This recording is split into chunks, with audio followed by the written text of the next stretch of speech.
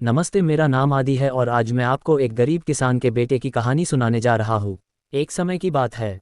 एक छोटे से गांव में एक लड़का रहता था जिसका नाम अर्जुन था। अर्जुन गरीब था, लेकिन उसमें एक खास बात थी, उसका दिल बहुत बड़ा था और वह बहुत मेहनती था। वह रोज अपने पिता के साथ खेतों में काम करता, लेकिन उसकी आंखों में हमेशा कुछ बड़ा करने का सपना चमकता था। गांव में ज्यादातर लोग खेती बाड़ी से ही अपना पेट पालते थे, लेकिन अर्जुन का दिल कुछ और चाहता था। उसे हमेशा लगता था कि वह कुछ ऐसा करेगा जिससे उसका नाम सभी जगह जाना जाएगा और वह लोगों की मदद कर सकेगा। अर्जुन के माता पिता ने उसे हमेशा सिखाया था कि मेहनत करने से कभी कोई नहीं हारता, लेकिन जीवन में सफलता पाने के लिए सिर्फ मेहनत ही नहीं, बल्कि सही दिशा में कदम बढ़ाने की ज़रूरत होती है। अर्जुन का दिल हमेशा इस बात से बेचैन रहता था कि वह अपनी जिंदगी को एक नई दिशा कैसे दे सकता है।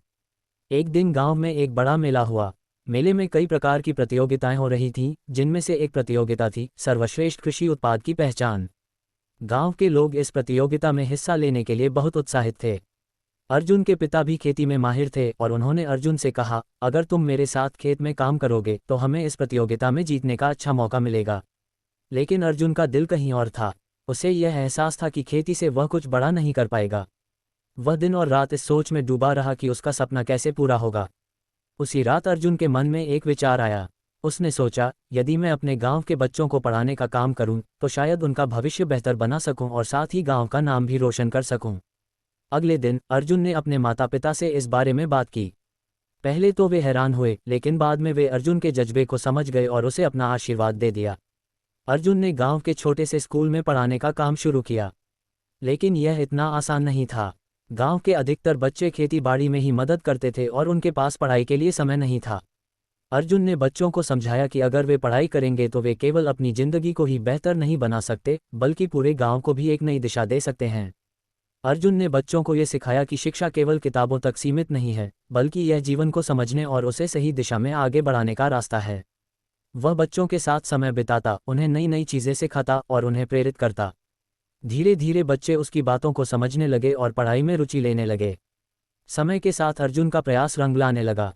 गांव के बच्चों की पढ़ाई में सुधार हुआ और कई बच्चों ने अच्छे नंबर लाकर स्कूल में टॉप किया। अर्जुन को ये देखकर बहुत खुशी होती थी। उसकी मेहनत रंग ला रही थी और उसे यह एहसास हो रहा था कि वह सही दिशा में बढ़ रहा था। कुछ सालों बाद गांव के आसपास के बड़े शहरों से लोग अर्जुन की शिक्षा प्रणाली के बारे में सुनने लगे। अर्जुन ने बच्चों को केवल पढ़ाई ही नहीं, बल्कि उनके जीवन को बेहतर बनाने के लिए भी कई तरह की ट्रेनिंग दी।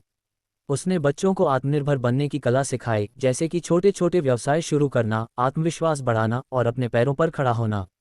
अर्जुन के काम को देखकर गांव के बड़े लोग भी प्रेरित हुए। उन्होंने अर्जुन से कहा, तुमने जो काम किया है वह सराहनीय है।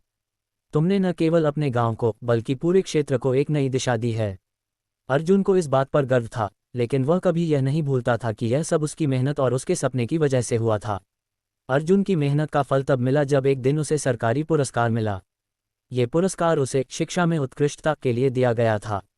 अर्जुन को ये पुरस्कार पाने की खुशी तो हुई, लेकिन उससे ज़्यादा खुशी उसे इस बात की थी कि अब उसका गांव और उसके लोग एक नई दिशा में चलने लगे थे।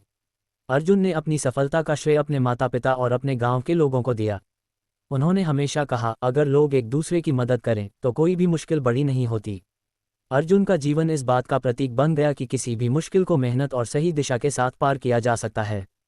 अर्जुन ने इस पुरस्कार के बाद भी कभी आराम नहीं किया। उसने और भी गांवों में शिक्षा का प्रचार किया और बहुत से बच्चों को अपनी शिक्षा से फायदा पहुंचाया। वह हमेशा कहता, शिक्षा वह ताकत है जो किसी भी इंसान को उसके सपनों को हासिल करने की शक्ति देती है। आज अर्जुन का नाम न केवल उसके गांव में बल्कि पूरे देश में प्रसिद्ध है। उसे एक महान शिक्षक और समाजसेवी के रूप में पहचाना जाता है। अर्जुन का जीवन ये साबित करता है कि अगर किसी के पास सच्ची नियत और दिन रात मेहनत करता था, वहीं दूसरी ओर उसके सामने बहुत सारी समस्याएं थीं। इस कहानी से वर्षा की अनिश्चितता है कि सूखा और कभी-कभी बीजों की खराब गुणवत्ता उसकी समस्याएं थीं और सही दिशा की इसके बावजूद उसने कभी हार नहीं मानी और हमेशा आगे बढ़ने की कोशिश की। भावना हो तो एक साल रामू ने सोचा कि वह अपनी खेती में नई तकनीक